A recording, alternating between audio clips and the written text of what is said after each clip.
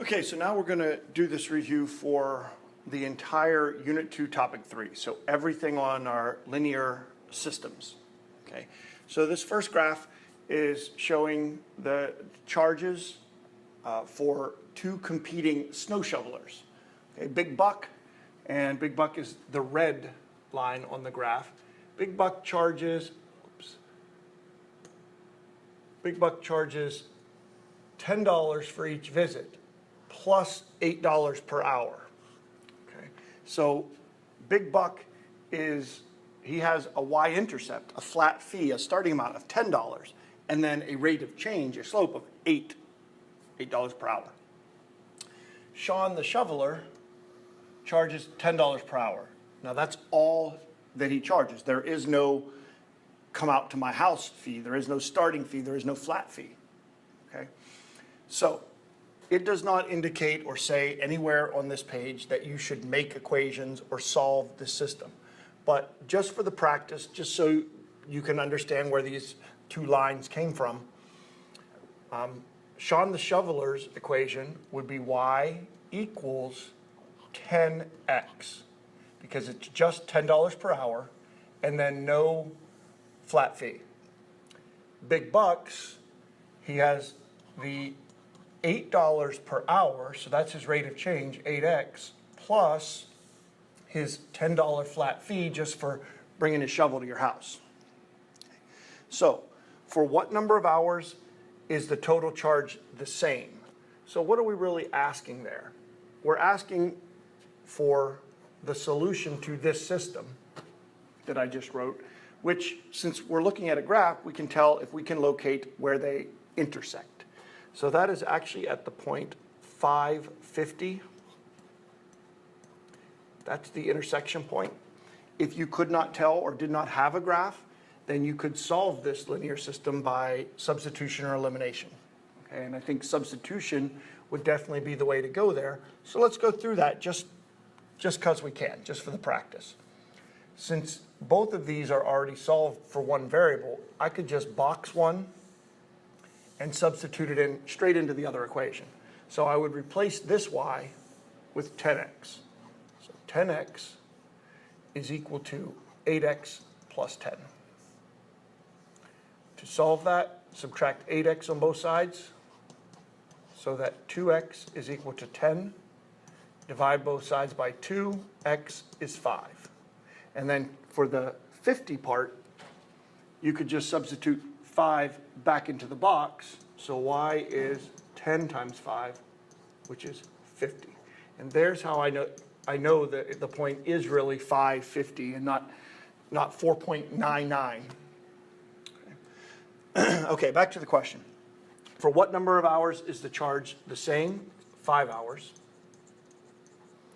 So what do we know about graphs to explain how we know that's correct? So it doesn't ask us about solving it with substitution or elimination, but about the graph. So I would say something like Big Buck's line intersects Sean's line at the point 550.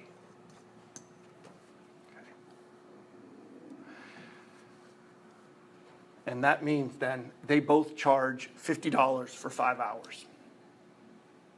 I could probably add that and make this a better answer. They both charge $50 for 5 hours. So what is the maximum number of hours that a customer would need in order for Sean the shoveler to be the less expensive option? Well, less expensive, the way that's shown on a graph is just under the other line. So this part of Sean the shoveler's graph, the blue line here for Sean the shoveler, is beneath Big Buck's until we get to that point 550. And then they switch, and the blue one, Sean, is more expensive. So the maximum number of hours, well, since this is a continuous function, that's kind of hard to answer. It would be anything up to 5, not including 5. So any number of hours less than 5 would see Sean as the cheaper option.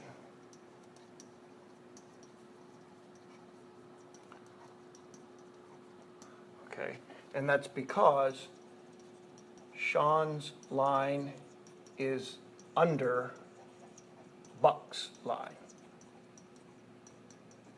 until 550. So somehow in that answer, you need to indicate that it's up until 5, not at 5, but everything up to 5. And it's because it's beneath, the blue one is under the red one. So write the system of inequalities represented by this graph. So first step would be to decide how many we have. Well, there's 2 lines, so that must be 2 inequalities. Okay, we're going to have one that's blue and one that's pink, and then where they overlap, that's the purple. Okay, so this blue one, what I need to identify is 2 points. I can see one here is 0, 8. I need to identify another point. It looks like I have -1, 4 right here. So this one has a slope of 1, 2, 3, 4 over 1. Okay, so y equals 4 over 1x, or 4x, and the y-intercept is already one of the points I chose, so +8. That's what the equation for the line itself is.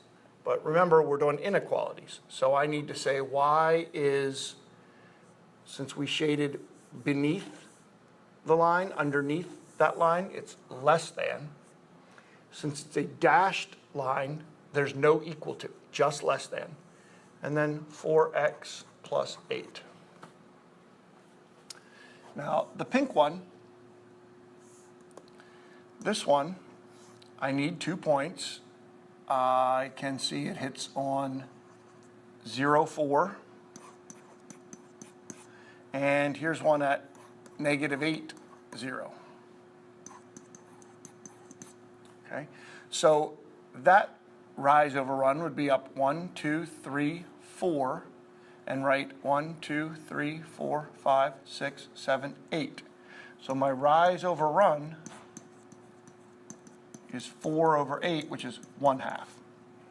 That y-intercept is the point there, 0, 4. So the equation of this line, the pink line, is y is equal to 1/2 x plus 4. But again, we want the inequality. So y is, we have to decide where did we shade. Well, we were underneath that line, so less than. It's dashed, so no equals, just less. 1/2 x plus 4. And that's my system. All right, now we have a couple to solve. We can use any method we want. There's even a graph to use if you choose to. Please don't think you have to. I don't usually solve by graphing unless I'm going to use a calculator, and that wouldn't show in the grid anyway. So you solve these any of the other methods, meaning substitution or elimination, whatever you see as simplest. So this one, they're both in standard form. I usually like to use elimination for those. As I look a little further into it, I definitely feel like elimination because I feel like it would be very easy to make the x's or the y's be opposites. Right? So if I decide I'm going to multiply that top equation by -2, it turns into -4x minus 6y equals -28. So what's going to be eliminated? Well, 4x minus 4x is no x's. That was eliminated.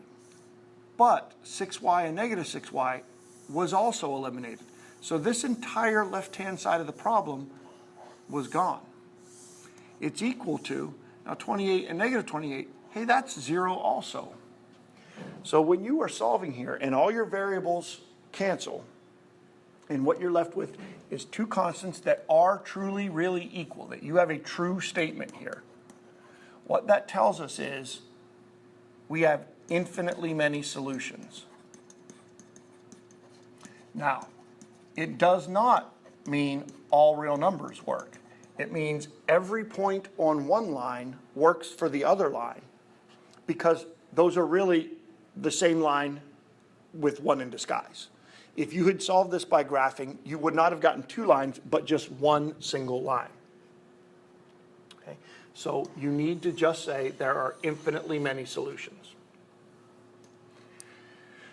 Number 5, they are, again, both in standard form. So I feel like elimination is the way to go. That is a personal preference, though. It's not mandatory. So 3 and 4, one can't easily turn into the other one. And 2 and 5, same thing goes. So I will need to change both of these equations. Since the y terms are already different signs, one negative and one positive, I'm going to choose to eliminate those. So what do 2 and 5 both go into? What's their least common multiple? And the answer, that's 10. So if I want to make this become negative 10y, I need to multiply it by 5. That would give me 20x minus 10y equals negative 25. And then I could do this one. To turn that into positive 10y, I multiply this by 2. So I would have 6x plus 10y equals 18.5, 18 and a half. Now I still have a decimal in there. That's okay. Sometimes that's out of your control. So add these two equations that I made. 20x and 6x is 26x. Negative 10y and 10y is gone, canceled. And negative 25 plus 18 and a half is negative 6.5. Now, you divide both sides by 26. X is equal to, oops. Now that's 1/4, I believe, negative 1/4. Let me double check. Yep. Or negative 0.25. Either one of those, since that is a terminating decimal, you're welcome to use that. And then I need to solve for the other variable. This is x. I need to find y. And I do that by substituting this negative 1/4 back into any of the equations, really. I usually go back to the original ones, unless they're full of decimals and fractions. But this negative 1/4, I could easily put in right here, because when I multiply it by 4, the fraction will go away. So 4 times negative 1/4 minus 2y equals negative 5. 4 times negative 1/4 is negative 1. Minus 2y is negative 5. Add 1 to both sides, so that negative 2y equals negative 4. Divide both sides by negative 2. You got y equals 2. So the solution to this system is the point negative 1/4, positive 2. Again, you do not have to graph. That was there in case you want to use it. All right, number 6.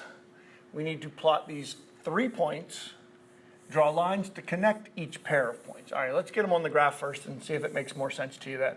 So negative 4, 0, 0, 8, and 4, 0. So what we mean by draw lines to connect each pair of points is we want to make really a triangle here, okay? One line through those,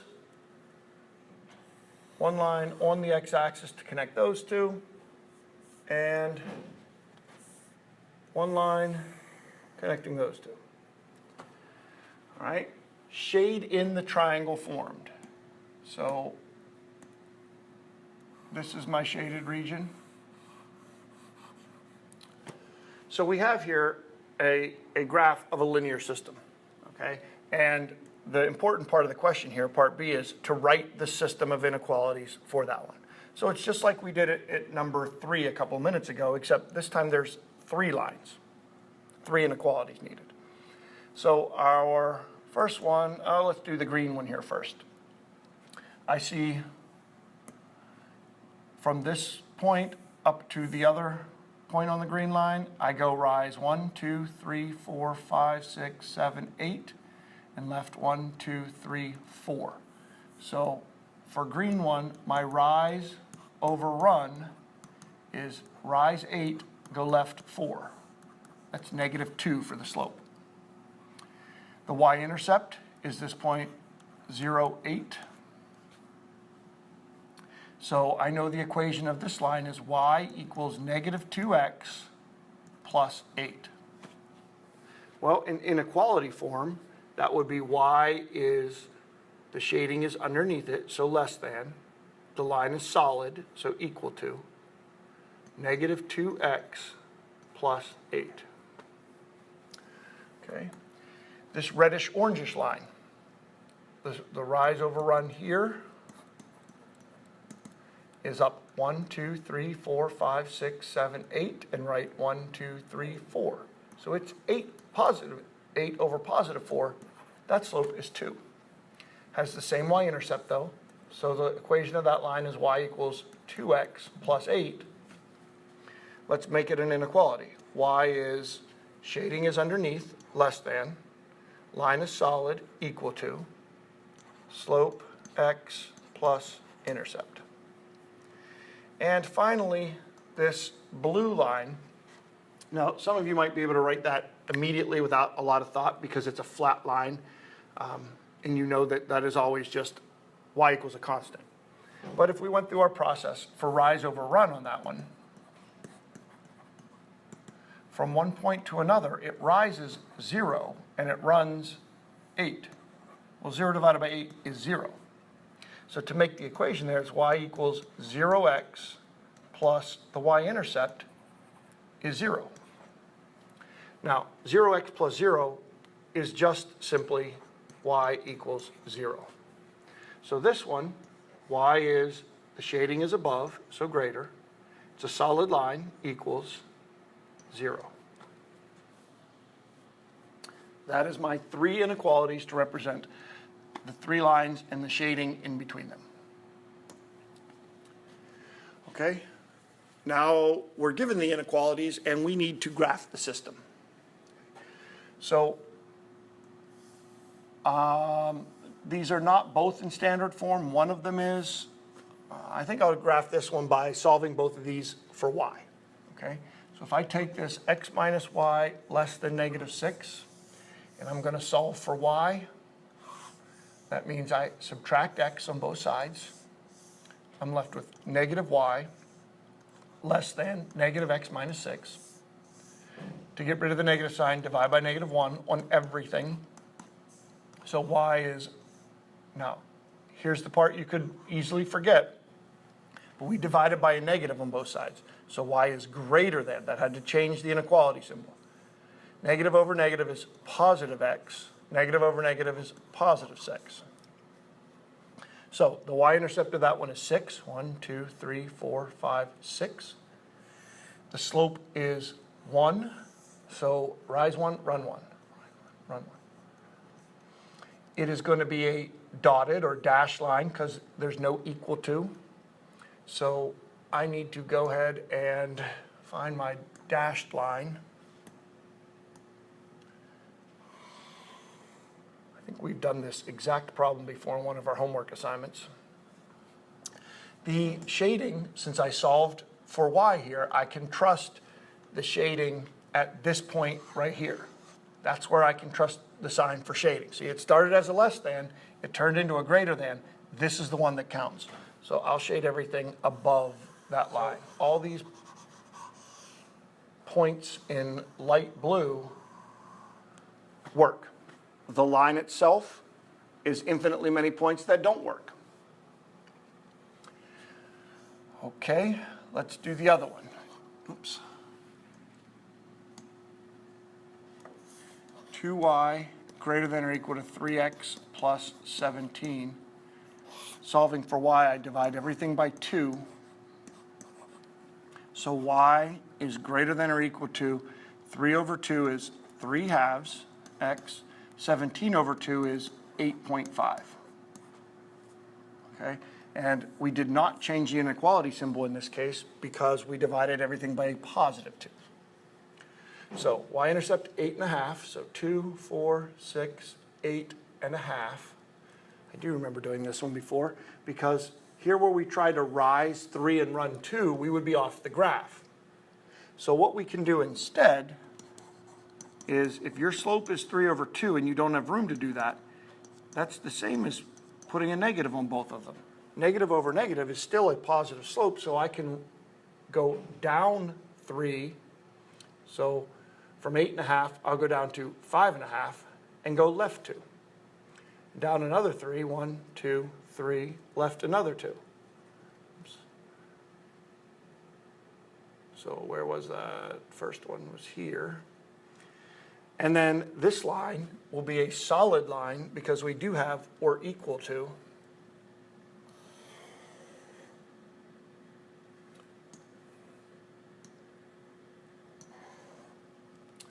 And this time we are going to shade above the line. All right, so where did we overlap? Where did we shade both times? And let's make that significantly darker to indicate this is our real true answer. It's above both lines. I do need to be able to tell which of your sections is you are indicating as your answer, your solution. Yeah, if you need colored pencils, you're welcome to do that even on the test. Okay. So based on this graph, identify one solution to the system. Well, a solution to the system is anything in this dark purple here. So there's one. So negative 1, 2, 3, 4, 5, 6, 7. That's negative 7. And then I went up 2, 4, 5. Negative 7, 5 should work. It does not even say that we have to explain or justify that that works. Just make sure you pick one out of your double shaded region. And lastly, Sydney and Alex go shopping for some shirts and hats. Now this sentence right here, which doesn't really even seem like it's important, like it's just setting up the rest of the problem, this will matter. They each buy 10 items. We're going to need to know that. Okay, so Sydney spends 108. She bought 3 shirts and spent the rest on hats. Okay, so 3 shirts and the rest on hats. But how many hats did she buy? Well, remember, they each bought 10. So she buys 7 hats. All right, Sydney, $108 on 3 shirts and 7 hats. Alex spends 100. She bought 5 shirts and the rest on hats. But it doesn't tell us how many hats. So we go back and go, oh, but she bought 10 things total, so she must have purchased 5 hats. What is the price of a shirt and what is the price of a hat? So that kind of gives away right there what our let statement should be. Let X equal either shirt or hat price. So price of a shirt, and then let Y equal price of a hat. Those can be reversed, certainly. You can use different variables if you want. So how are we going to make 2 equations out of this? What 2 types of information do we have? Well, we have info about Sydney and we have info about Alex. Okay, so our Sydney equation would be she bought 3 shirts. They each cost X. So 3 times X is what she spent on shirts. Plus she bought 7 hats. Each hat is Y dollars, so 7Y. And she spent exactly 108. It doesn't say more than or no more than or at least. She spent exactly 108. Alex spent $100. She bought 5 shirts, so a shirt is X, 5X. And she bought 5 hats, so 5Y. 5X and 5Y is 100. So there's my system, and now I'm left with trying to figure out what way do I wish to solve this. Substitution wouldn't be bad, especially if you chose one of these, either this X or this Y in the second equation.